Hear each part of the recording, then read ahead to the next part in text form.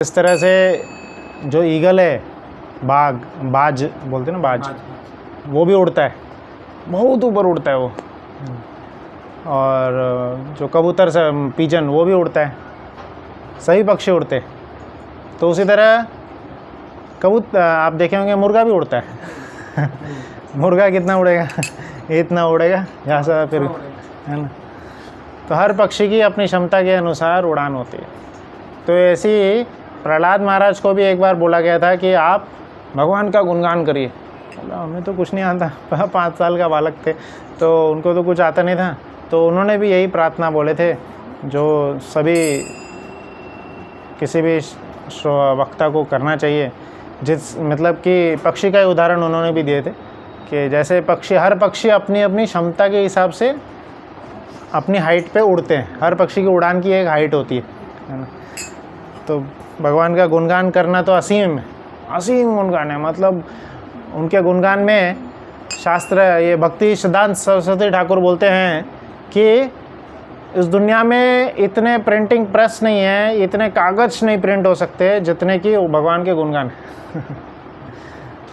और आचार्य बोलते हैं कि पूरी पृथ्वी को भी अगर ये पृथ्वी का जो हमारा पृथ्वी तो इतना बड़ा है ना, तो उसको चूर करके चूरा बना दें उसको, और उस चूरा को हम किसी रूप में यूज़ करें लिखने के लिए, या पेन बना दें उसका, है ना। और पृथ्वी पे जितना भी सागर है उसको इंक बना दें। सागर में जितना पानी है, बहुत पानी है, उसको इंक बना दें। और आसमान जो है, इतना बड़ा आसमान है ना, आसमान को कोई नाप नहीं सकता, तो उसको कागज बना दें आसमान में। तो ऐसे स्याही से जो ख़त्म नहीं हो सकता, ऐसे कागज़ पे जो ख़त्म नहीं हो सकता, फिर भी उस पर भी अगर भगवान का गुणगान लिखेंगे कभी ख़त्म नहीं होगा, कभी ख़त्म नहीं होगा। तो बस प्रयास करूँगा थोड़ा सा, जितने शब्द हैं, जितने सीखा है आचार्यों से। तो ये श्रृंखला जो है, पहले प्रार्थना कर लेंगे। ओम अज्ञानतिमिरन्धस्य ज्ञानाञ्जनशलाकया चक्षुरुन्मीलितं येन तस्मै श्रीगुरुवे नमः। श्रीचैतन्यमनोभीष्टं स्थापितं येन भूतले स्वयं रूपं कदा मह्यं ददाति स्वपदान्तं। वन्देऽहं श्रीगुरो शिवतापत्कमलं श्रीगुरून् वैष्णवांश्च श्रीरूपं साग्रजातं सगणा ललिता श्रीविशाखान्वितांश्च। हे कृष्ण करुणा सिन्धु दीनबन्धु जगत्पते गोपेश गोपिकान्त राधाकान्त नमोस्तुते। तप्त कांचन गौरांगी श्री राधे वृंदावनेश्वरी विश्वभानुसुते देवी प्रणमामि हरिप्रिये। पंचाकल्पतरुवैश्च कृपा सिन्धुभ्यो च पतितानां पावनेभ्यो वैष्णवेभ्यो। जय श्री कृष्ण चैतन्य प्रभु नित्यानंद श्री अद्वैत गदाधर श्रीवासादि गौर भक्तगण। हरे कृष्णा कृष्णा कृष्णा हरे हरे, हरे राम राम राम हरे।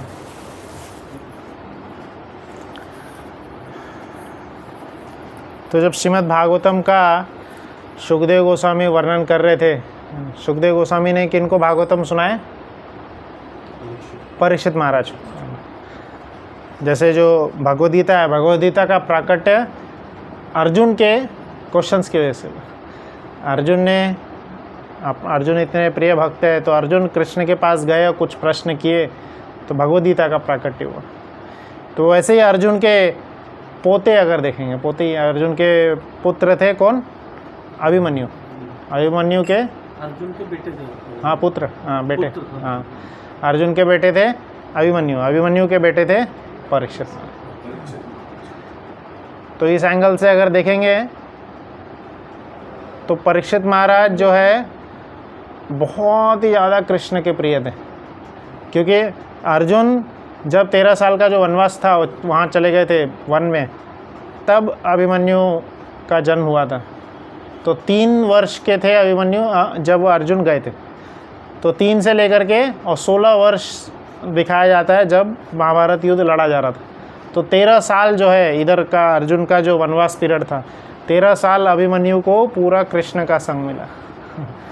ऐसे व्यक्ति जो अभिमन्यु है, उनको 13 साल जो पूर्ण, और 16 साल में उनका देहांत हो गया। 16वें साल में महाभारत युद्ध होता है और शरीर छोड़ दिए। तो एक तरह से पूरा उम्र जिनको कृष्ण का संग मिला है, उनके पुत्र हुए हैं श्री परीक्षित महाराज।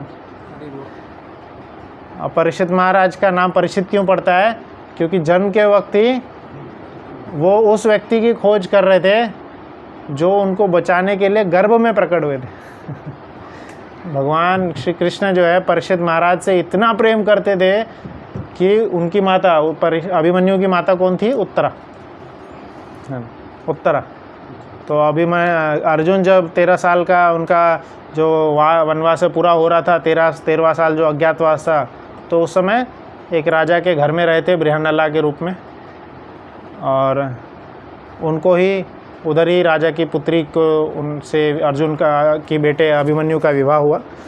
तो अभिमन्यु की जो वाइफ थी कौन थी? उत्तरा।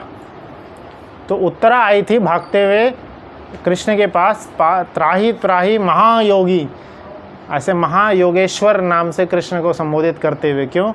क्योंकि जो अश्वत्थामा है, कौन? दुर्योधन नहीं, द्रोणाचार्य जी के जो पुत्र हैं अश्वत्थामा, उन्होंने 6 ब्रह्मास्त्र त्याग दिए थे, फेंके थे। 6 ब्रह्मास्त्र साधे थे, 5 पांडवों के ऊपर एक एक, और जो एक और वंशज जो बच रहा था, बाकी सब तो मारे गए थे, कोई नहीं बचा था। 5 पांडव और उत्तरा के गर्भ में थे परीक्षित महाराज। तो 5 पांडव जीवित थे, उनके ऊपर 5 ब्रह्मास्त्र, और परीक्षित महाराज जो गर्भ के अंदर है उनके ऊपर एक ब्रह्मास्त्र। तो वहाँ पे ब्रह्मास्त्र फेंके थे। तो इसलिए उत्तरा माता आई थी कृष्ण से हेल्प मांगने के लिए। त्राही त्राही महायोगी। कृष्ण बोल सकते थे आप अपने ससुर जी जो आपके हैं अर्जुन और महान युधिष्ठिर हैं, भीम है, इन सब से मदद मांगिए। बोले इनके ऊपर ही ब्रह्मास्त्र आ रहा है ना। तो और वैसे भी हमारे ऊपर नहीं आ रहा है, मेरे ऊपर नहीं साधा गया है। ब्रह्मास्त्र ऐसा था, आज के न्यूक्लियर बम भी उसके सामने फेल है। आज के हजारों लाखों न्यूक्लियर बम मिला देंगे तो एक ब्रह्मास्त्र, आधा ब्रह्मास्त्र, उससे भी कम बनेगा। ब्रह्मास्त्र मतलब पूरी सृष्टि को तबाही हो जाएगा। तो वह ब्रह्मास्त्र वो भी सिर्फ एक पॉइंट पे फेंका गया। उत्तरा को कोई नष्ट नहीं हो, कोई हानि नहीं होने वाली थी। उत्तरा के गर्भ में जो शिशु है उसको ही हानि होने, मतलब ऐसा ब्रह्मास्त्र ना इधर हानि ना उधर हानि, लेफ्ट में जो पॉइंट, जिस पॉइंट पे फेंका गया उधर ही। तो इसलिए उत्तरा को एकदम हीट जैसा फील हो रहा था कि उनके गर्भ की ओर कुछ तो आ रहा है, कुछ तो हीट जैसा आ रहा है उनके गर्भ में, ऐसा आ रहा था, फील हो रहा था। तो वह जाते हैं उनसे मदद मांगने, है ना, कृष्ण से मदद मांगने, और कृष्ण को यही संबोधित करते हुए कहते हैं कि आप मेरे बालक को बचाइए, क्योंकि आप महायोगेश्वर हैं, आप महायोगेश्वर हैं। और जब ऐसा संबोधित कर रहे थे तब जो उत्तरा है, वो उत्तरा माता क्या कह रही थी?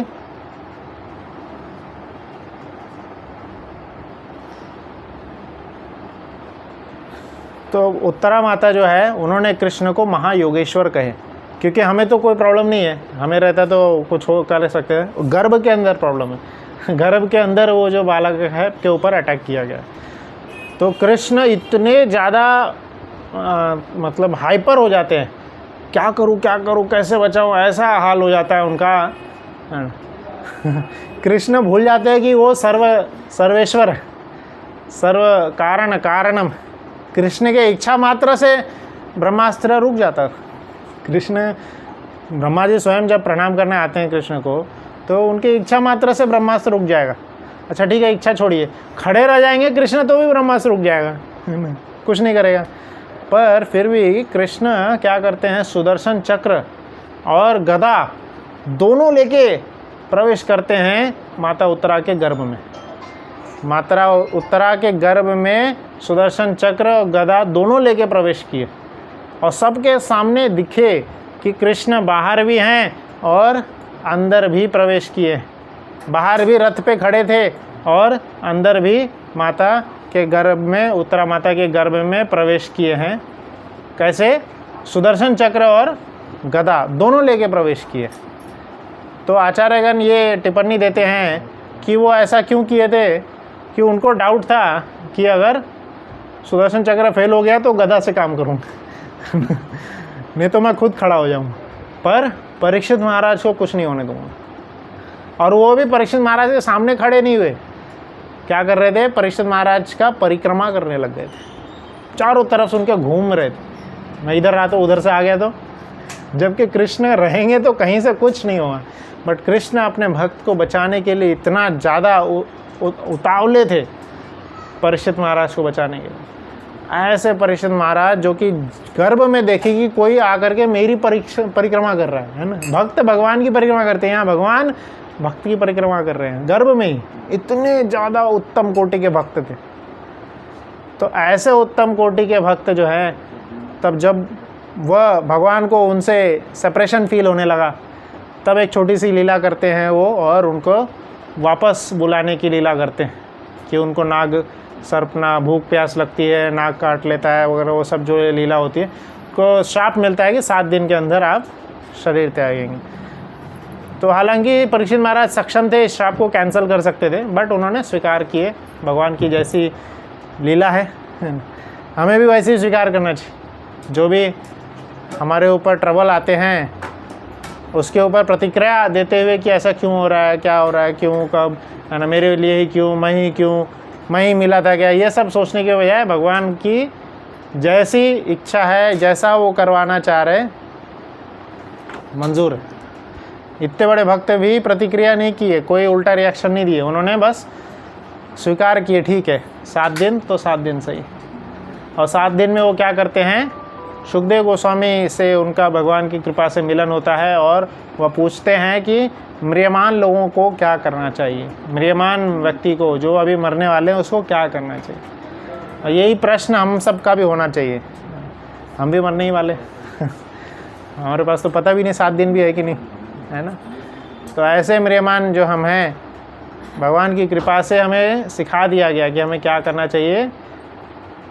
तो यहाँ पे सुखदेव गोस्वामी क्या किए, उनके उत्तर, प्रश्न के उत्तर क्या दिए।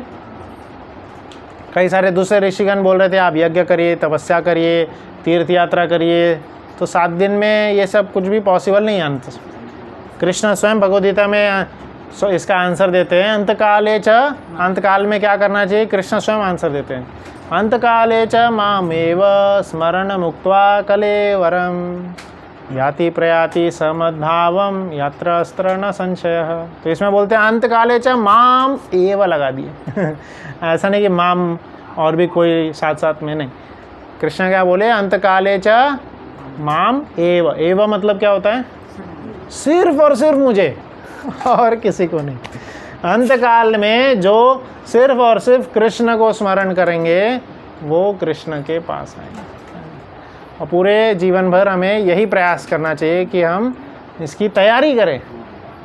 किसकी तैयारी, जब भी अंतकाल आए, अब कब आए पता ही नहीं हमारा क्वेश्चन पेपर हमें दे दिया गया है ना, हमारे टीचर्स भी है यहाँ पे, है ना, तो टीचर्स ही क्वेश्चन पेपर सेट करते हैं।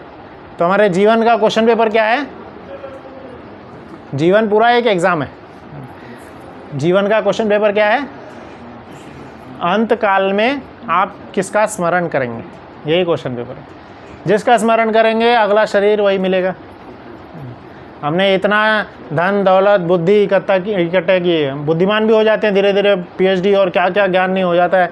बुद्धि, धन, ऐशो आराम, शोहरत, ये सब इतना सब चीज़ इकट्ठा करते हैं, है ना। इतना सब चीज़ इकट्ठा करने के बाद में फाइनल रिजल्ट क्या होता है ना। पर प्रभुपाद जी ने बोले थे, जो जवाहरलाल नेहरू है, देश के प्रथम PM बने थे, इतना धन इकट्ठा किए थे, इतना ऐशो उनके सब कुछ थे, देश के लिए इतना किए थे। पर बुरा मानने वाली बात नहीं है, बट क्या है कि उनके कार्य ऐसे थे, और ऐसे कई लोग भी होते हैं जो अपने घर में जैसे कुत्ता रखते हैं, है ना, तो उनका दिन रात से कुत्ते के लिए स्मरण होता है। कुछ कुछ तो लोग 1 नहीं 10 कुत्ते रखते घर में। तो बात ये नहीं है, बात ये है कि जैसा अंत में स्मरण होगा वही अगला जन्म प्राप्त होता है। ये क्वेश्चन पेपर है, आंसर भी गिवन है, पर सिर्फ डिफ़िकल्टी एक है, एग्ज़ाम कब होगा वो नहीं पता। तो उसका आंसर क्या है, अंतकाले च माम एव, कृष्ण को ही। और कृष्ण ने क्लियर बोल दिए, कृष्ण ऐसा नहीं कि ज़्यादा ही अपने बारे में बोल रहे। कृष्ण बोला ठीक है मेरा स्मरण नहीं हुआ, तो जिसका स्मरण हुआ वो शरीर मिलेगा, वो जो भी स्मरण कर रहे हो वो शरीर मिलेगा। तो यह बोलने के बाद इसका और डिटेल वर्णन कैसे हम कृष्ण का स्मरण करें वह भागवतम में हमें प्राप्त होता है। और कृष्ण परीक्षित महाराज के द्वारा भागवतम प्रकट कराए। तो भागवतम में टोटल 12 स्कंद है, 18 पुस्तकों में उसका वर्णन शिला प्रभुपाद जी ने किए। 12 स्कंद है। 9 स्कंद जब पूरे हो गए, 9 स्कंद पूरे हो गए थे जब लगभग ऑलमोस्ट 5 दिन हो गए थे। कितने दिन मिले थे परीक्षित महाराज को? 7 दिन 5 दिन हो गए थे, अभी तक 9 ही स्कंद हुए। तो परीक्षित महाराज बहुत ज़्यादा उतावले हो गए थे, उनका उतावलापन बहुत ज़्यादा बढ़ गया था कि उन्होंने फिर उस उतावलेपन का जो रिज़ल्ट आता है, क्या आता है? पूरा 9 स्कंद सुनने के बाद में अंत में 9वें स्कंद के अंतिम अध्याय के आखिरी का कुछ श्लोक है ये, उसमें वो लगभग 11 श्लोक बोलते हैं। 11 श्लोक नहीं, वो 11 प्रश्न हैं। 11 प्रश्न पूछते हैं किसके बारे में? सिर्फ और सिर्फ कृष्ण के बारे में। और उस प्रश्न की श्रृंखला में एक प्रश्न आता है बलराम जी के बारे में भी। क्या प्रश्न आता है कि मुझे उनके बारे में भी बताइए जो कृष्ण के बड़े भाई हैं, और कृष्ण के दाऊ जो बड़े भाई हैं वह कैसे, ऐसी क्या लीला होती है, ऐसा क्या कारण होता है कि वो एक अकेले, मतलब बिना शरीर बदले वो 2 माँ के पुत्र कहलाए। बिना शरीर बदले कोई 2 माँ का पुत्र हो सकता है? नहीं हो सकता। शरीर बदलना ही पड़ेगा, दूसरा जन्म लेना पड़ेगा, तब हम दूसरे माँ के गर्भ से आएंगे। पर परीक्षित जो बलराम जी हैं 2 माँ के पुत्र, तो ये कैसे हुआ? उस 11 प्रश्नों की श्रृंखला में एक प्रश्न ये भी था। और ऐसे 11 प्रश्न पूछते हैं जिसका रिजल्ट में फिर सुखदेव गोस्वामी 10वां स्कंद बताना पूरा चालू करते हैं, जिसमें पूर्ण रूप से डिटेल में एक एक उम्र में हर साल में क्या हुआ। कृष्ण जो 125 साल लगभग इस धरातल पे रहे, इस धरातल पर कृष्ण 125 साल रहे, है ना। लगभग 11 साल वृंदावन में और लगभग 20-25 साल जो है मथुरा में, और बाकी का पूरा 100 साल जो है द्वारका में। और आचार्यगण कहते हैं द्वारका में कहाँ रहते थे, कहाँ चले जाते थे कृष्णा? यत्र गायन्ति मद्भक्ता तत्र तिष्ठामि नारद। कहाँ चले जाते थे? जहाँ उनके भक्त कीर्तन करते थे। कौन थे कृष्ण के भक्त? पांडवगण। तो हस्तिनापुर चले जाते थे, हमेशा इंद्रप्रस्थ चले जाते थे पांडवों से मिलने के लिए, है ना। ऐसा वर्णन है, कृष्ण और अर्जुन इतने अच्छे मित्र थे, वो लोग गार्डन में बैठ के झूला झूलते थे साथ में। और वो जो कट्टा होता ना जो गार्डन में जो बनाते बैठने का, उस पर बैठ करके दोनों पैर झुलाते रहते थे। ऐसा वर्णन है कृष्ण और अर्जुन। वही तो किस्सा आता है जहाँ पे वो मय दानव का बात आता है, मय दानव भागते हुए आते हैं, तो वहाँ पे वर्णन है कृष्ण और अर्जुन गार्डन में बैठे हुए हैं, पैर झुला रहे, मस्त बातचीत कर रहे। उसी समय वो ब्राह्मण आता है, बोलता है कि मेरी गाय और लकड़ियाँ जो है चोरी हो गई। तब वो मय दानव वाला किस्सा आता है। तो आधा से ज़्यादा समय हस्तिनापुर में कृष्ण बिताते। तो जहाँ कृष्ण, वहाँ कृष्ण वहीं रहेंगे जहाँ उनके भक्तगण रहते हैं, उनके भक्तगण उनकी चर्चा करते हैं। तो इसलिए सबसे बेस्ट उदाहरण है भक्ति का, बेस्ट तरीका है भक्ति का, क्या है? बैठ करके श्रवण करना। और यही एक्चुअली डिफ़िकल्ट होता है।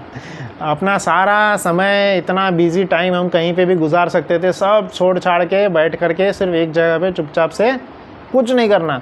पैर में दर्द हो रहा है, हाथ में दर्द हो रहा है, सब। इवन सुखदेव गोस्वामी भी परीक्षित महाराज से कई बार पूछते थे, क्योंकि ये सब शुरू कहाँ से हुआ था? परीक्षित महाराज भूख प्यास कंट्रोल नहीं कर पा रहे थे, तो उन्होंने सर्प डाल दिए थे वो ब्राह्मण के। तो सुखदेव गोस्वामी कई बार पूछ रहे थे, भागवत में वर्णन है, लगभग 4 बार पूछे हैं कि प्यास तो नहीं लग रही ना, मेरे ऊपर कुछ डाल तो नहीं दो। तो 4 बार उनसे पूछे थे, भूख प्यास तो नहीं लग रही ना। तो ये जो 11 श्लोकों की श्रृंखला है, इसको अंत करके परीक्षित महाराज यही बोले थे। पूरे 7 दिन परीक्षित महाराज कुछ नहीं खाए थे, कुछ नहीं पिए थे, और ये ऐसे ही भागवतम सुनने का तरीका है।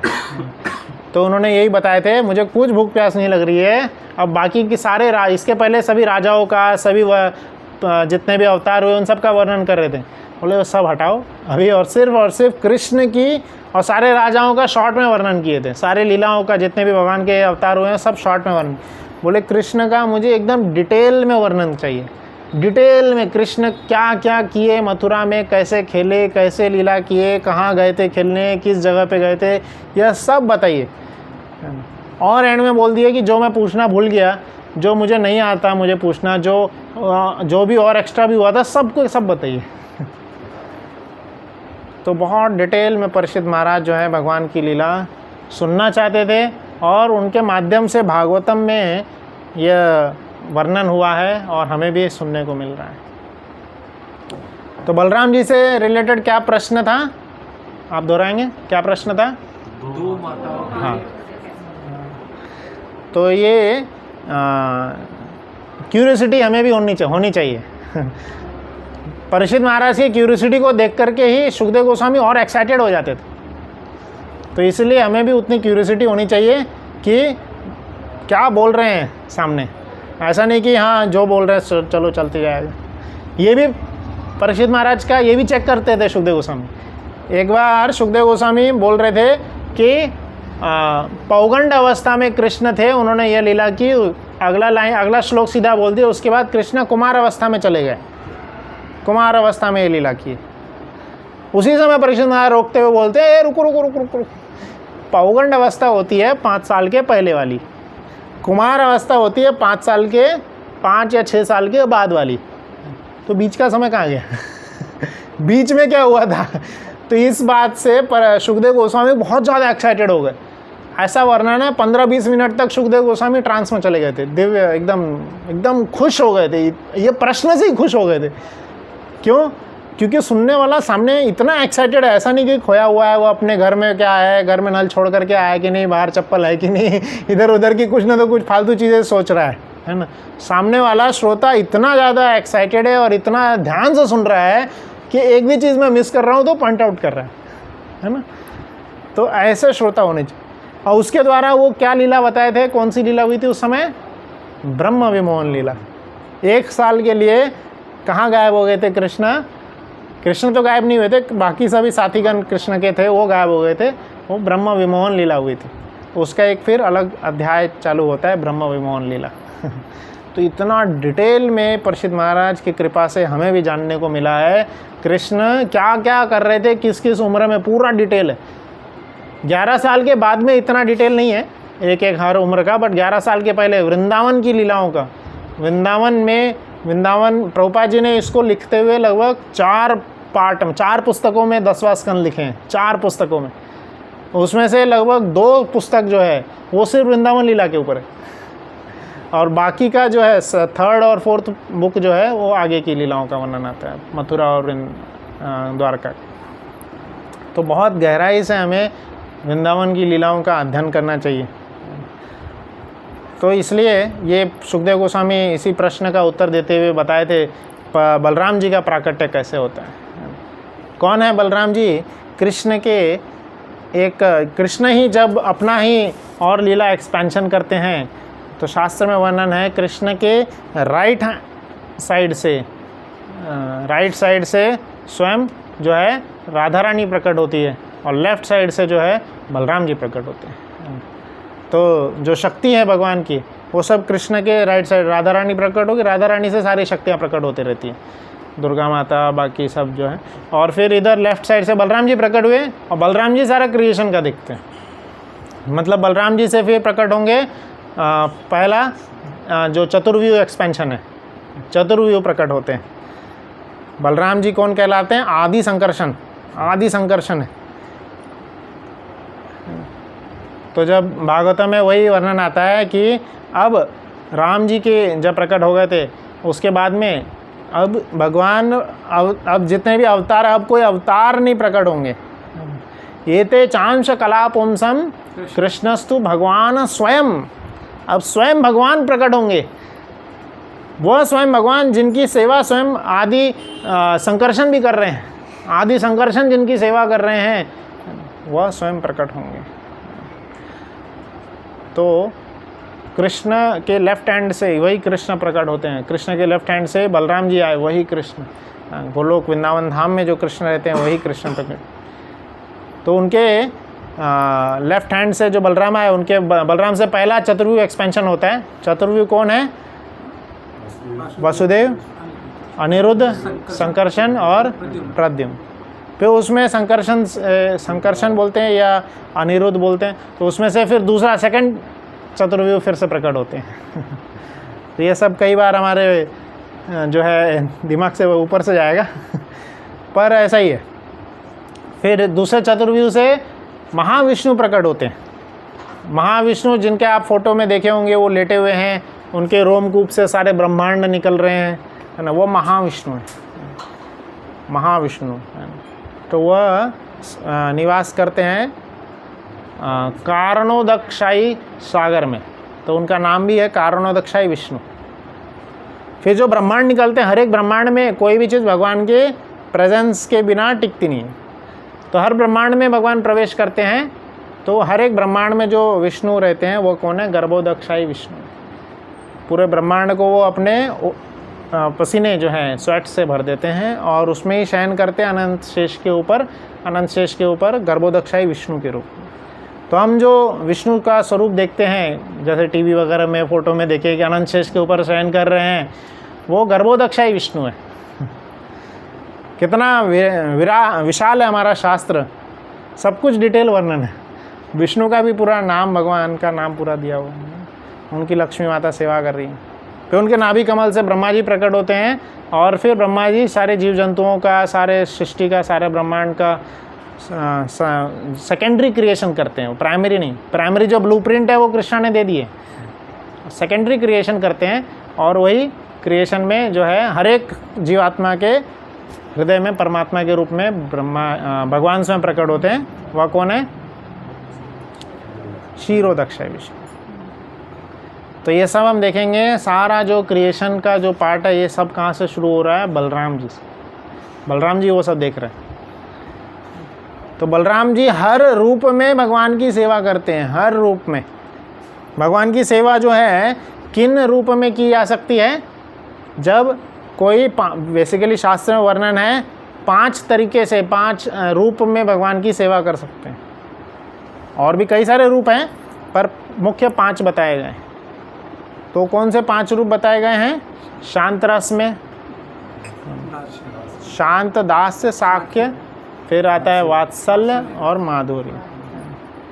तो जो शांत रस है, शांत रस में कुछ नहीं करना होता, बैठ के कई लोग होते हैं जैसे निहारते रहते हैं भगवान को निहारने में, देखने में ही आनंद आता है, वो शांत रस में सेवा होती है। दास्य रस में भगवान को हमेशा मालिक मानते हैं, जैसे हनुमान जी हैं, हमेशा सेवा करते रहे, हमेशा सेवा के लिए तत्पर। फिर वात्सल्य है जिसमें भगवान को अपना पुत्र मानते हुए, बेटा मानते हुए सेवा करना, संतान के रूप में उनकी सेवा करना। आप देखेंगे कि बेटा पिताजी का ज़्यादा सेवा करता है कि पिताजी बेटे का ज़्यादा सेवा करते हैं? बताइए। हाँ, पिताजी करते हैं। पहले तो पिताजी करते हैं, बाद में भी पिताजी करते हैं। आज के टाइम में बाद में पिताजी करते हैं, लेकिन यही होता है हमेशा। तो बचपन से लेकर के अंत तक पिताजी ही बेटी की सेवा करते रहते हैं। तो जैसे क्रिश्चियन में प्रभुपाद जी इसके ऊपर भी बोलते हैं, क्रिश्चियन में जैसे बोलते हैं God is our father. No no no no no, we treat God as our son. क्यों? क्योंकि हमें मिलता है हमें मौका, पिताजी जैसे बताए ना, पिताजी ज़्यादा सेवा करते रहते हैं। हम जब फादर ट्रीट करेंगे गॉड को तो बेटा क्या करता है? आजकल के बेटे सिर्फ मांगते रहते हैं, दे दो दे दो, ये दे दो, वो दे दो, ये दे दो, वो दे दो, और 1000 चीज़ देने के बाद भी बेटा क्या बोलेगा? कुछ नहीं दिया। क्या किया? एक डिमांड नहीं पूरी कर सकते, क्या काम किए तुम? समझे ना? तो हमारी बुद्धि वैसी है, इसलिए हम जो है फादर या सन के रूप में, पिता के रूप में नहीं करेंगे। पिता के रूप में गॉड को नहीं मानते, भगवान को पिता के रूप में नहीं। भगवान को कैसे मानते हैं?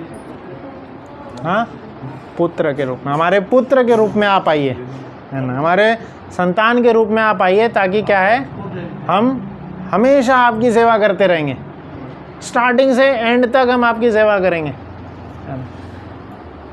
अंत में भी देखते हैं जो बूढ़े भी होते हैं वो भी अपने बेटे के बारे में हमेशा ख्याल करते रहते हैं, बेटा अच्छा है कि नहीं, क्या है, सब तुम्हें स्वस्थ हैं। तो बूढ़े होने के बाद ऐसा नहीं कि बेटे का सेवा पिता नहीं करता है, वो बेटे का तो पता नहीं, पिता ज़रूर अपने बेटे के बारे में सोचते रहते हैं, हालांकि बेटा सक्षम हो गया फिर भी। तो ये ज़्यादा ही अच्छा स्वरूप है जिसमें पुत्र के रूप में हम भगवान को चाहना चाहिए और उनकी सेवा कंटिन्यूसली करते रहनी चाहिए। और फिर आगे आते हैं माधुर्य रस। तो मैं इतना डिटेल में सब इसलिए बताया क्योंकि आप देखेंगे तो जो शांत रस है उसमें बहुत ही कम इन्वॉल्वमेंट है। फिर ऊपर आता है दास्य रस। दास्य रस में शांत रस से ज़्यादा इन्वॉल्वमेंट है। फिर उसके बाद जो वात्सल्य है उसमें और ज़्यादा इन्वॉल्वमेंट है। मतलब वात्सल्य में दास्य भाव की भी सेवा होती है ना, मतलब दास के रूप में भी सेवा करते हैं और शांत के जैसे भी सेवा करते हैं। फिर उसके बाद में जो माधुर्य में होते हैं तो माधुर्य वाले वात्सल्य के जैसे भी सेवा करते हैं, दास के जैसे भी और शांत रस में भी। तो जितना जैसे हम रस ऊपर जाते जाता है तो वैसे सबका जो है सेवा वो भी बढ़ते जाता है। माधुर्य में क्या है? माधुर्य रस में अगर कोई भक्त सेवा कर रहा है तो वो वात्सल्य में भी सेवा करता है ना। माधुर्य रस मतलब भगवान को अपने प्रेमी के रूप में मानना, प्रेमी प्रेमिका के रूप में मानना। तो जो प्रेमी के रूप में मानते हैं वो पुत्र के जैसा भी ख्याल रखते हैं, वो दास के जैसा भी ख्याल रखते हैं और शांत रस पे सेवा। तो मतलब माधुर्य रस में जो सेवा कर रहा है उसके सेवा में सभी रस इन्वॉल्व है। हाँ, साख्य भी है। तो ये 5 रस होते हैं, शांत, दास, साख्य, वात्सल्य, माधुर्य। मित्र, मित्र के रूप में सेवा करना। मित्र दास्य के ऊपर है। तो ये सभी से रसों में जो सेवा कर सकते हैं, तो ऐसे सेवक एक ही हैं, एक ही ऐसे परम सेवक हैं जो कि इन सभी भाव में सेवा किए। और वही कौन है? भगवान के जो प्रिय सखा जो हैं, प्रिय सेवक जो हैं, कौन है? श्री बलराम जी। तो बलराम जी जो हैं वो सभी भाव में सेवा किए। वो शांत रस में भी सेवा किए, दास रस में भी सेवा करते हैं, साख्य में भी सेवा करते हैं और वात्सल्य में भी करते हैं और माधुर्य में भी करते हैं। माधुर्य में कैसे करेंगे? माधुर्य में कोई एक गोपी का वर्णन आता है, उस रूप में भी वो एक्सपैंडेड थे। और इवन शास्त्र में कहते हैं, एक एक करके बताते हैं, शांत रस में कैसे करते हैं। तो शांत रस में हम जो भी, इसलिए हम देखते हैं कि ये जो करताल है, ये जो माइक स्टैंड है, मृदंग है, ये सब कौन है? ये सब बलराम जी के एक्सपेंशन है।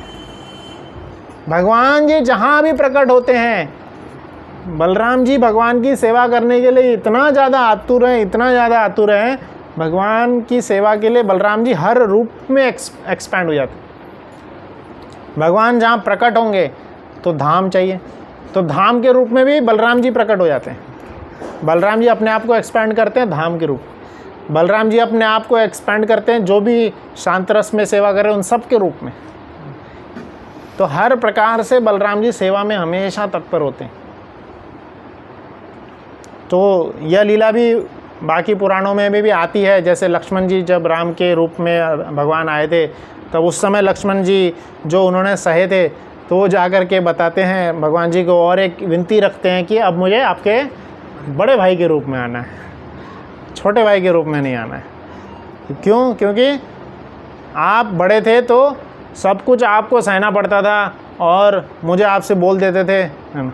तो अगर जैसे जो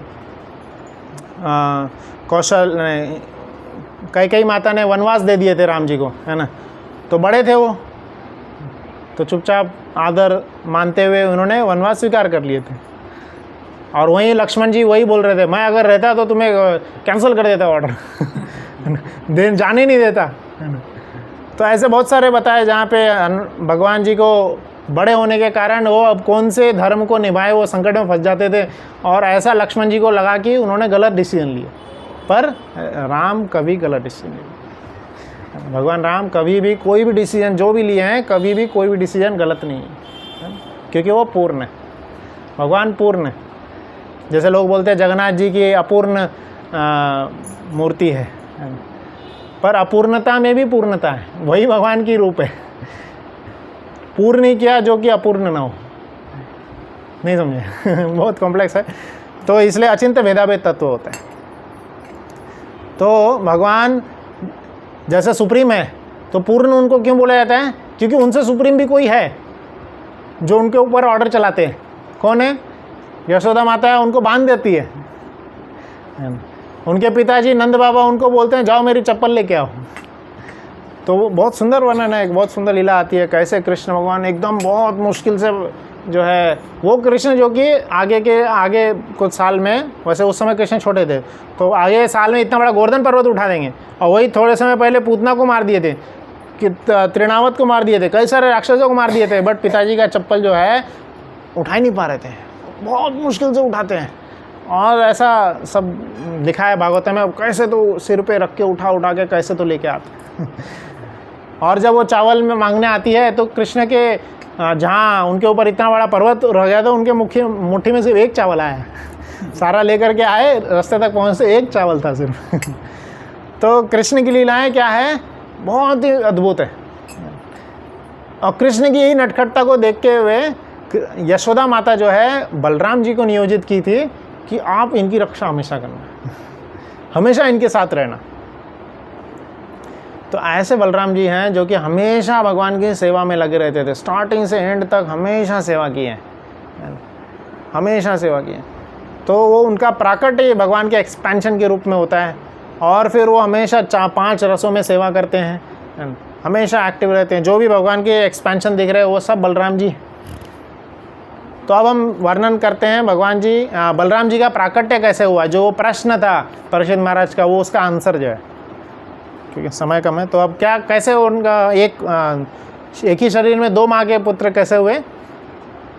तो यह जैसे कंस को, जब कंस अपनी बहन कौन थी देवकी को लेके जा रहे थे, कहाँ पे, ब्राइडल कार सजाकर, आज भी जैसे ब्राइडल कार सस्ती है एकदम, तो कार नहीं था, रथ था, तो ब्राइडल रथ सजा करके जब लेके जा रहे थे, तो उसी समय, और वो स्वयं, और ये प्रथा भी है कि जो भाई होता है वो बहन को जा करके विदा करता है, एकदम जहाँ पे ससुराल है वहाँ तक छोड़ के आता है। और इवन इसका गलत फ़ायदा उठाते हुए जो शकुनी हैं, हम देखते हैं महाभारत में वर्णन आते हैं शकुनी का, वो शकुनी तो वही रुक ही गए थे, आए नहीं वापस। उनकी बहन थी कौन, हाँ, गांधारी को छोड़ने गए, वापस वहीं रुक गए, बोले इतना बढ़िया शहर है, मैं यहीं रुक गया था। वापस ही नहीं गए। उसके बाद सब लोग इंतज़ार कर रहे हैं कब जाएंगे कब जाएंगे, जा ही नहीं रहे।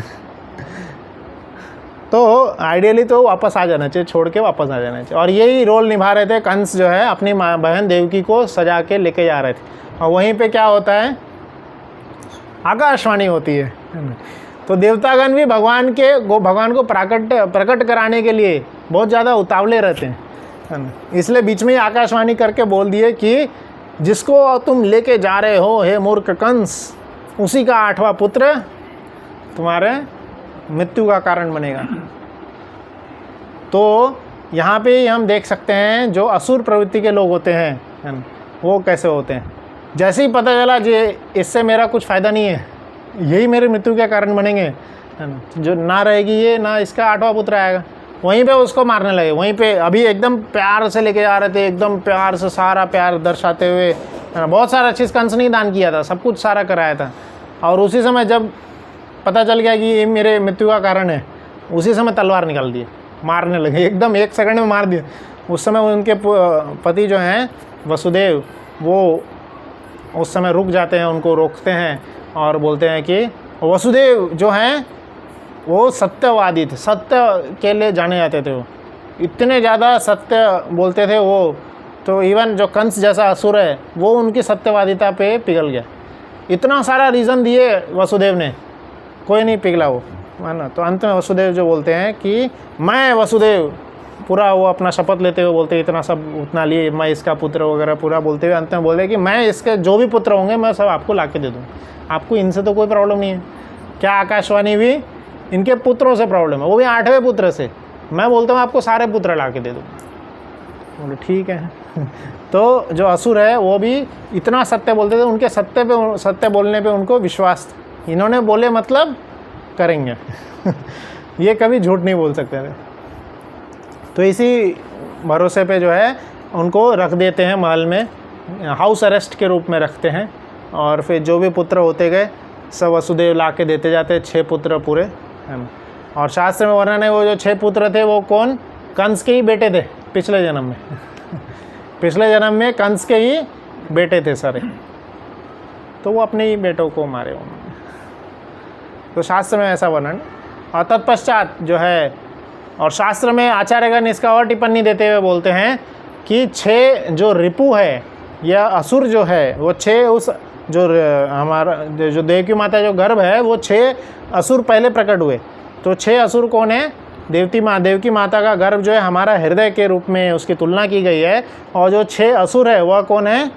काम, क्रोध, लोभ, मोह, मद, मत्सर्य। ये 6 जो दुश्मन है कौन? काम, लस्ट, लस्ट अर्जुन भी पूछते हैं भगवद गीता में। इस प्रश्न का उत्तर प्रश्न अर्जुन भी पूछे हैं, मैं न चाहते हुए भी मुझसे इतनी सारी गलतियां हो जाती है। मैं न चाहते हुए, मैं बिल्कुल गलती नहीं करना चाहता, मैं रोज़ सुबह उठते ही यही सोचता हूँ आज मैं कुछ भी गलत काम नहीं करूँ, बट फिर भी गलती हो जाती है। क्या ऐसा फोर्स है? मतलब बलादेव नियोजित, बलपूर्वक मुझसे वो क्या करता है? गलत काम करा देता है, बलादेव नियोजित। तो अर्जुन जो है कृष्ण से पूछ रहे हैं क्या ऐसा फोर्स है जो कि मुझसे बलपूर्वक गलत काम करवा रहा है। हम भी बहुत सारे क्लासेस सुने हैं, बहुत सारी चीज़ें सुने हैं, तो हम जानते हैं कि ये गलत है, फिर भी हम देखते हैं कि अरे बलपूर्वक मैंने वो गलत कर दिया, पता भी नहीं चला क्या मन में मेरी आई और मैंने वो गलत काम कर दिया। तो अर्जुन को उस प्रश्न का उत्तर देते हुए कृष्ण बोलते हैं क्या? कि लस्ट सारे प्रॉब्लम्स का सॉल्यूशन जो है, या कारण हम बोल सकते हैं, सारे आपके क्वेश्चंस का सॉल्यूशन, सारे गलत कारण जो हम करते, गलत काम जो हम करते हैं, क्यों करते हैं? लस्ट के कारण। लस्ट, और आचार्य टिप्पणी देते हुए बोलते हैं, सिर्फ अपोजिट जेंडर के प्रति नहीं होता है लस्ट, वेल्थ के प्रति होता है, पोस्ट पोजीशन के प्रति भी लस्ट होता है ना।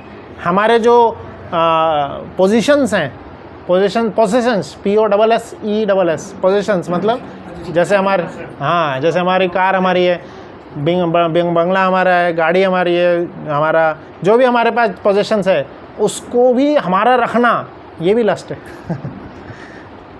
ये भी लस्ट है।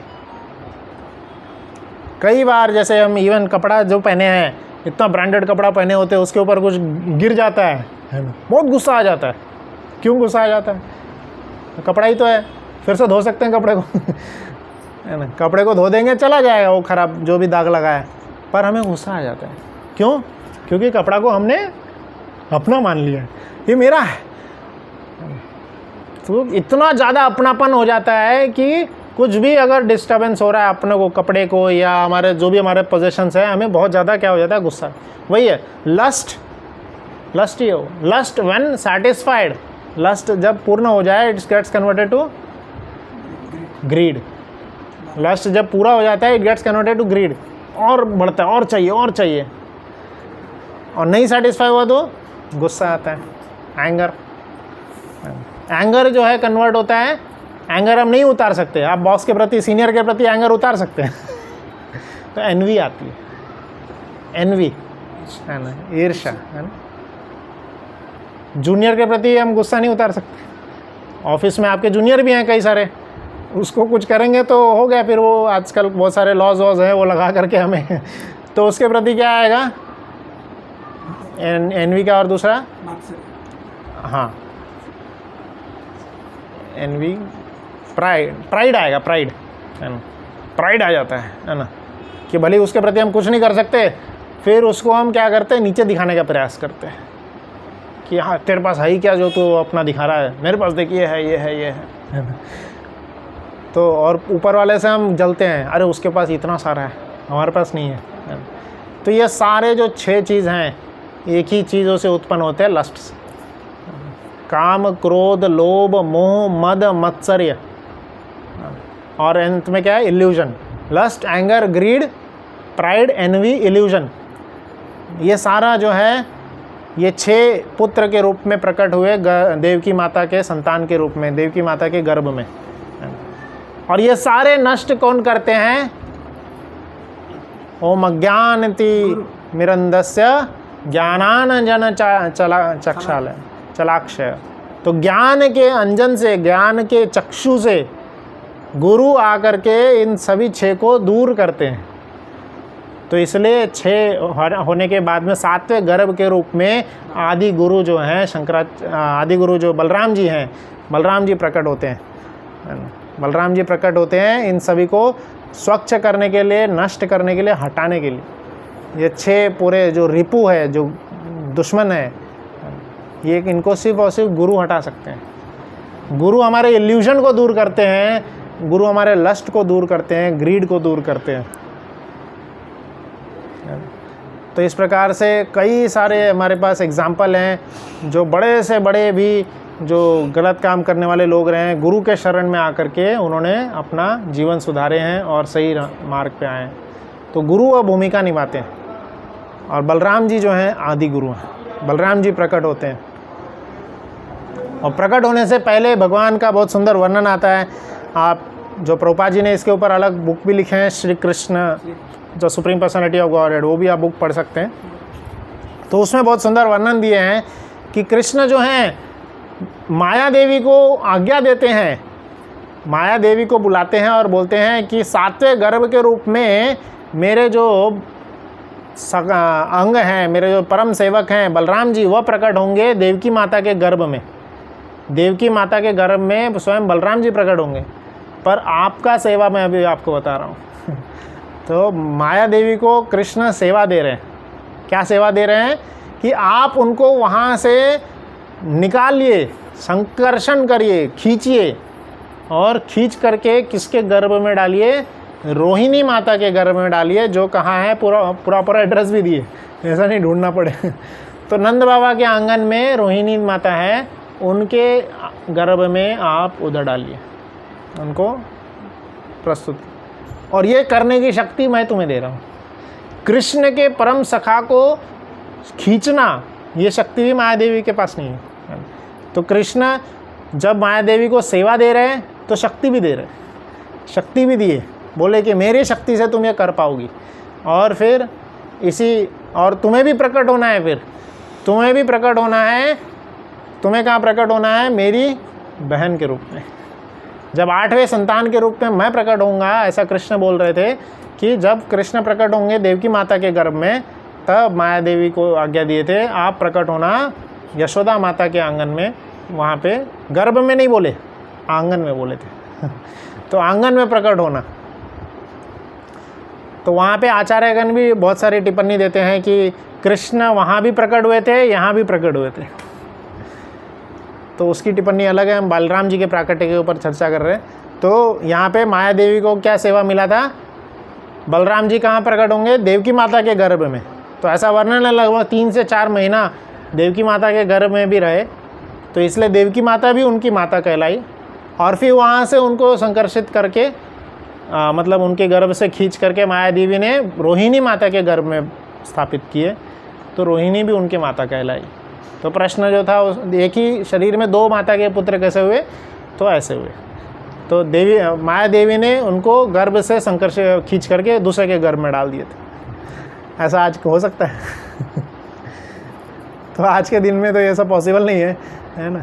बट कृष्ण की अद्भुत लीलाएं, कृष्ण है सबका सब। तो उन्होंने बलराम जी को ऐसे खींच करके रोहिणी माता के संतान के रूप में प्रकट कराए थे।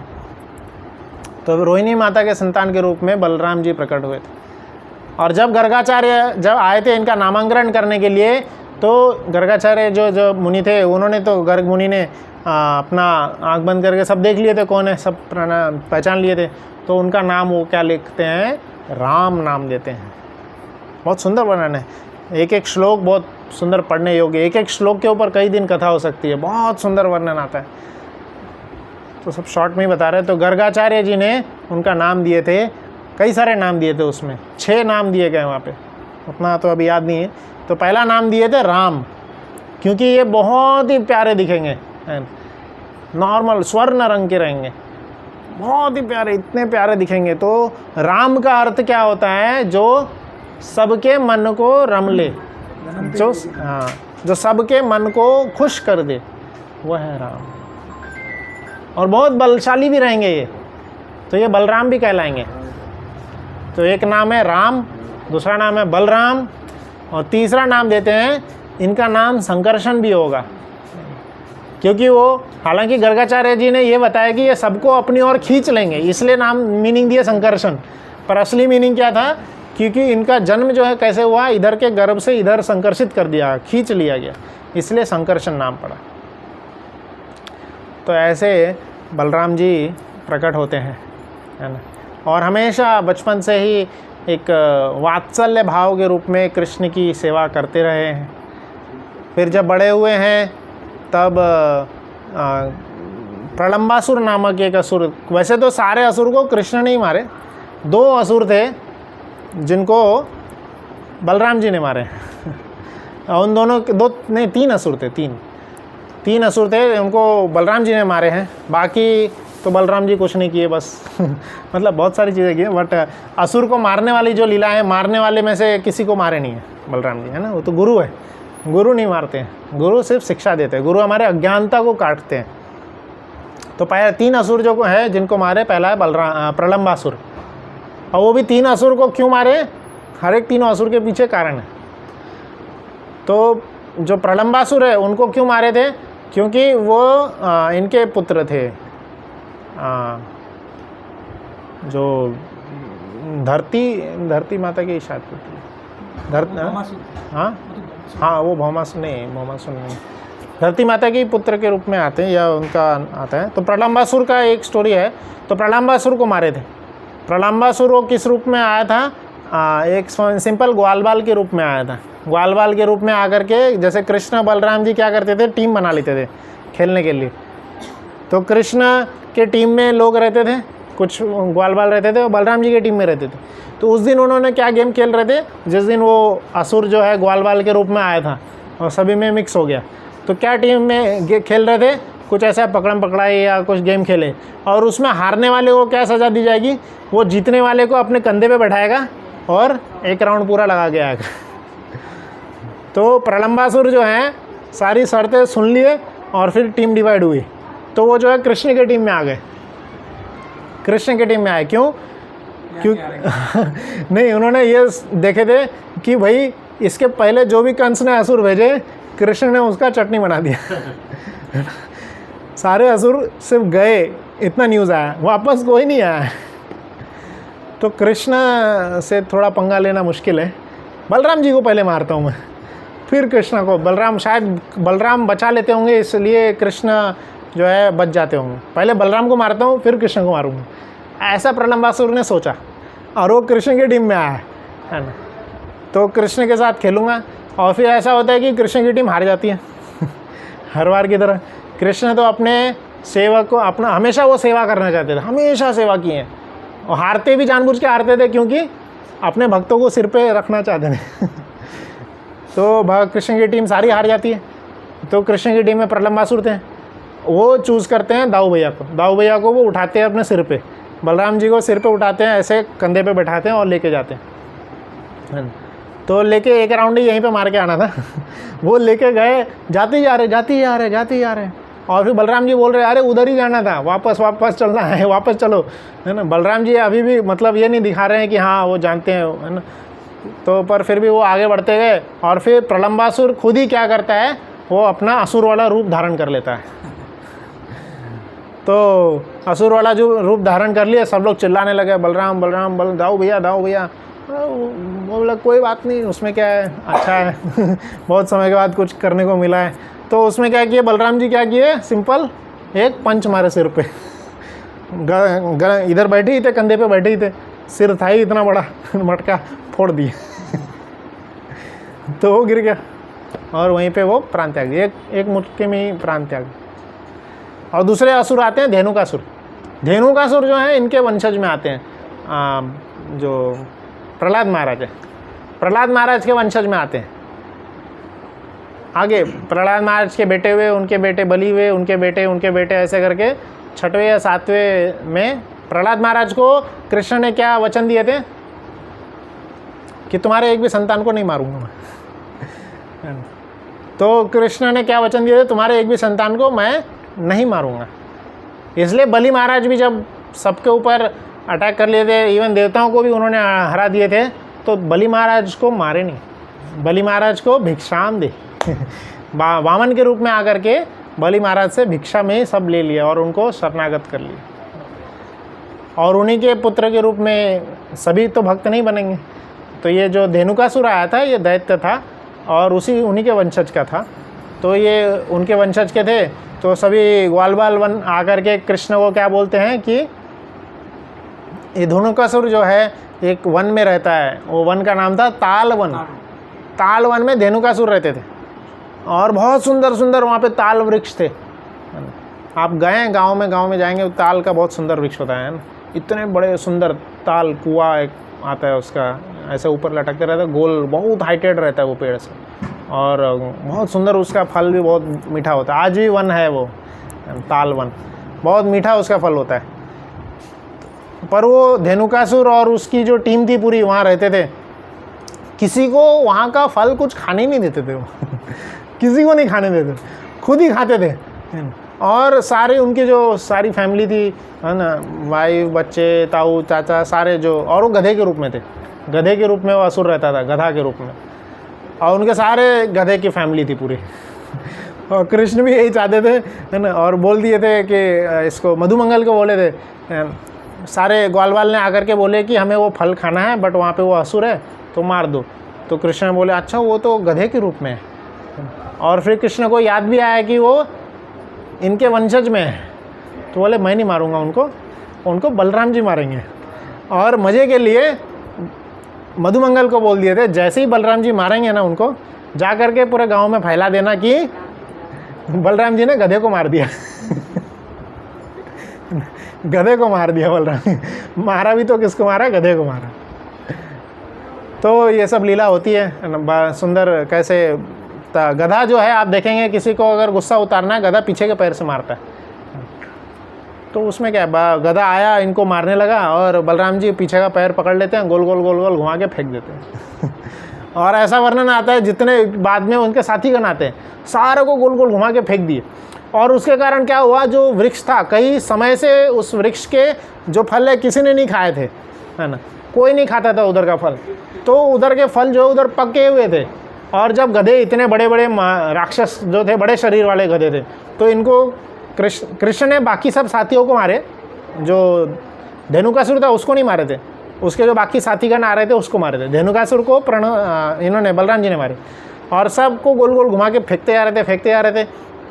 फिर ऐसा वर्णन आता है जो फल था वो लाल रंग का होता है, और फिर इस जो ये सब असुरगण थे, असुरगण का जो खून था वो भी लाल रंग का था, उनको फेंक दिए तो खून है। और फिर जो ऊपर गिरे ना, तो कई सारे असुर जो थे ऊपर पेड़ पे लटक गए थे, और कई सारे असुर जो ऊपर से फिर गिर रहे थे, और गिरने के कारण उनका शरीर फट रहा था। तो पर बहुत ही विभत्स दृश्य है ये, पर भागवतम में ऐसा सुंदर वर्णन है। भागवतम में बोल रहे थे कि ऐसा वर्णन हो गया था कि पूरा आसमान जो है लाल हो गया है और उसके ऊपर से जो फूल और फल गिर रहे थे ऐसा एकदम सुंदर लग रहा था कि लाल एक गुफा में है और कुछ कुछ नीले फल भी थे, तो लाल नीले ऐसे अलग अलग रंग के फूल फल ऐसा बारिश हो रही है, इतना सुंदर दृश्य हो गया था। और ऊपर से इंद्र देवी प्रसन्न हो गए थे तो बारिश भी होने लग गई थी। कितना सुंदर दृश्य, हालांकि विभत्स दृश्य था वो, बहुत ही भयानक दृश्य था, सब जगह डेड बॉडीज। पर सुखदेव गोस्वामी बहुत सुंदर वर्णन किए और बोले कि बहुत ही सुंदर लग रहा था, सब लाल लाल नीला नीला सा क्यों सुंदर लग रहा था, क्योंकि कृष्ण थे वहाँ पे। कृष्ण जहाँ भी रहते हैं कुछ गलत होता ही नहीं है और कुछ गलत नहीं रहता हो, कुछ गंदा भी नहीं रहता हो, सब सुंदर होता है, सब सही होता है। हमने इतिहास में इतने सारे युद्ध का वर्णन सुने, पर एक भी युद्ध में कृष्ण नहीं है, इसलिए उसका ज़्यादा वर्णन नहीं सुने। हाँ हुआ है बस, पर महाभारत युद्ध का इतना वर्णन सुनते हैं। क्यों?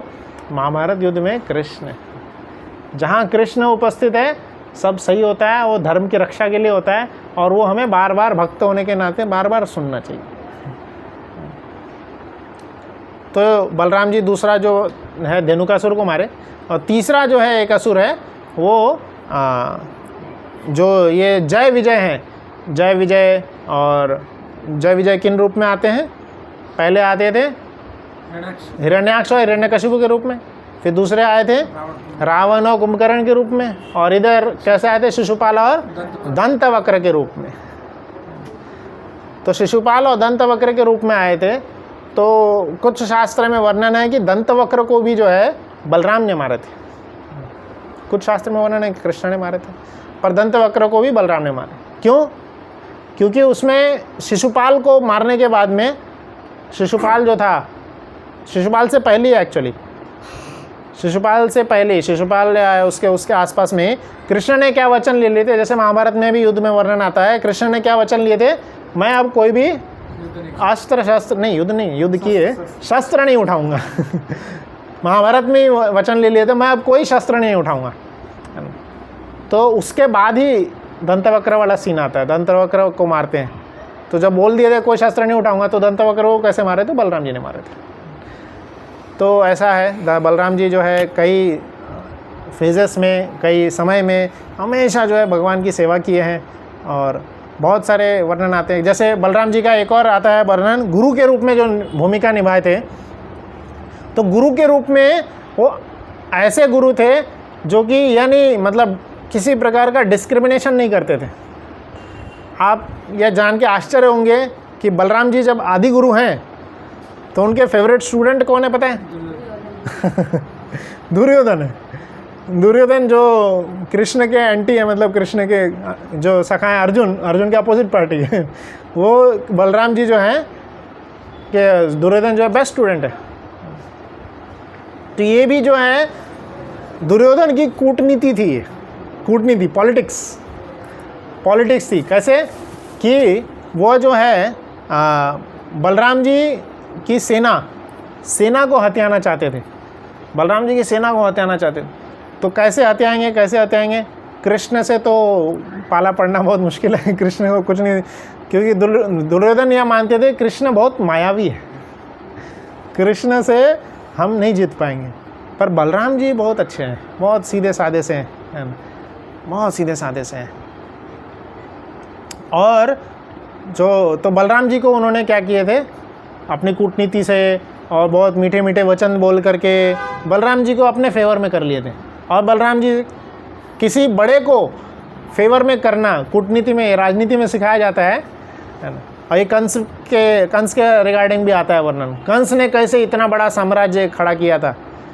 तो जो अपने से छोटे हैं उनको दबा के रखना, उनको अपने दम पे या ताकत दिखा करके दबा के रखना, और जो अपने बराबर के हैं है ना, उनसे दोस्ती कर लेना, जो अपने सीनियर हैं उनसे संधि कर लेना कि हाँ आपको किस चीज़ की ज़रूरत है, इसकी मैं दे दूंगा और आप मुझसे ले लेना, हम दोनों पार्टनर, फ्रेंड नहीं पार्टनर फ्रेंड बराबर वाले को, सीनियर जो है पार्टनर, और नीचे वाले को तो दबा के रखना है, कुछ नहीं है। तो ये हर जगह यूज़ होता ही है पॉलिटिक्स में। तो बलराम जी जो थे दुर्योधन से बहुत ज़्यादा शक्तिशाली थे, बल में भी, उम्र में भी, सबसे। तो बलराम जी ने क्या किए थे, क्या बुद्धि लगाए थे, दुर्योधन ने क्या बुद्धि लगाए थे, दुर्योधन ने जा करके बलराम जी को बोले थे आप मुझे सिखाइए। और बलराम जी की उन्होंने इतनी तारीफ़ की, आप इतने महान हैं, इतने अच्छे हैं, और बलराम जी समझ नहीं पाए, ऐसा लीला ही किए, पर वो समझ नहीं पाते हैं। और फिर फाइनली दुर्योधन जो है, जो गदा की शिक्षा है बलराम जी से लिए, बलराम जी से सारा गदा का जो भी टेक्निक्स होते हैं, गदा कैसे चलाना चाहिए, कैसे होता है, क्या होता है नियम, बलराम जी से सीखे। तो इस तरह से बलराम जी को गुरु बनाकर अपने फेवर में ले लिए। गुरु तो कभी भी शिष्य का अहित नहीं चाहेगा तो इन्होंने यही प्लान सोचे थे। वैसे उनको गुरु नहीं बना, जो भी था द्रोणाचार्य से सीख लिए थे उन्होंने, और कोई जो भी अहंकारी होता है वो आगे सीखना नहीं चाहता, बट उनको शकुनी मामा ने यही बोले थे तुम जाकर के बलराम को गुरु बनाओ, इस तरह से वो अपने फेवर में हो जाएंगे, आगे युद्ध में काम आएगा। तो इस तरह से बलराम जी को अपना गुरु बना लिए थे। और इस ऐसे गुरु बनाने का कई बार वो मिसयूज़ भी करना चाहे थे, और कैसे मिसयूज़ करते हैं उसमें एक वर्णन ऐसा आता है, जब ये उस समय की बात है जब अर्जुन जो है, अर्जुन 12 साल एक और वनवास लिए थे। ये जो 13 साल का वनवास था उसके पहले एक समय आता है जब इंद्रप्रस्थ का निर्माण हो चुका था। इंद्रप्रस्थ, हाँ, खांडवप्रस्थ का निर्माण हो चुका था। खांडवप्रस्थ में युधिष्ठिर जो है राजसूय यज्ञ करके रहना चालू कर दिए थे, और फिर उस कई साल रहने के बाद में नारद मुनि आकर के बोले थे कि आप 5 भाई कैसे रहेंगे, 5 भाई का आप एक ही पत्नी है द्रौपदी, तो कैसे रहेंगे, तो उन्होंने यही बताया थे एक एक समय में आप एक एक रहिए। मतलब द्रौपदी कुछ समय इनके युधिष्ठिर के साथ, फिर भीम के साथ, फिर नकुल, और कुछ नियम बना लीजिए। तो नियम ऐसा बनाए थे, जब किसी दूसरे भाई के पास में अगर रह रही है द्रौपदी माता तो दूसरा भाई नहीं आएगा, अगर आ गया तो 12 साल का वनवास। ऐसा एकदम स्ट्रिक्ट नियम बनाए थे, 12 साल का वनवास। तो ऐसा अर्जुन के ऊपर टेस्टिंग ही हुई थी, लीला ही था कि अर्जुन जो है पहले मतलब एक ही दिन हुआ रहेगा, एक दिन ही गुजरा था, मतलब कुछ समय 5-5 साल सभी के साथ में द्रौपदी रह रही थी, ऐसा 5 साल या कुछ समय था। तो वो 5 साल समाप्ति हुआ था और अगले ही दिन से चालू हुआ था, मतलब समझ लिए आज से चालू हो रहा है। कल तक में द्रौपदी माता अर्जुन के साथ ही रह रही थी, द्रौपदी माता अर्जुन के साथ ही रह रही थी। आज से चेंज हुआ, अब द्रौपदी माता युधिष्ठिर के पास गई थी, युधिष्ठिर के पास रहने के लिए गई। तो अब युधिष्ठिर के पास रहने के लिए गई थी तो महल एक ही रहता था, द्रौपदी माता उसी महल में रहती, बाकी जो है मतलब प्रभु जी जो है वो चेंज होता आते रहते। तो उसी महल से अर्जुन निकल के गए थे। अर्जुन सारा सामान ले आना भूल गए थे, सारा सामान मतलब कि अपना गांडी वस्त्र लेना भूल गए थे। अर्जुन अपना गांडी वस्त्र लेना भूल गए थे, तो बस एक ही दिन हुआ था। तो बाहर जा कर के अर्जुन बैठे थे और उसी दिन फिर अर्जुन के सामने कौन आ जाते हैं, एक ब्राह्मण आ जाते हैं और ब्राह्मण अर्जुन से भिक्षा मांग रहे थे। भिक्षा में क्या मांग रहे थे कि कोई उनकी बकरी चुरा के लेके चला गया, बकरी या कुछ गाय थी, कुछ लोग चुरा के लेके चला गया। तो यह लेके चला गया, जाओ बचा के लाओ। अब क्षत्रिय का यह नियम होता है, अगर कोई भी हेल्प के लिए आता है तो कभी भी वह मना नहीं करता। और उसी समय याद आया उनको कि अरे मेरा गांडी तो मेरे महल में रह गया, और महल में अब कौन आ गए हैं, द्रौपदी माता और युधिष्ठिर जी आ गए। और वो वचन था कि जब द्रौपदी माता किसी और के साथ रहेगी तो एंटर नहीं करना है। पर एक तरफ एक वचन था और दूसरी तरफ क्या था, एक ब्राह्मण मदद मांग रहा है। तो अर्जुन जो है क्षत्रिय होने के नाते उन्होंने क्षत्रिय धर्म को पालन करना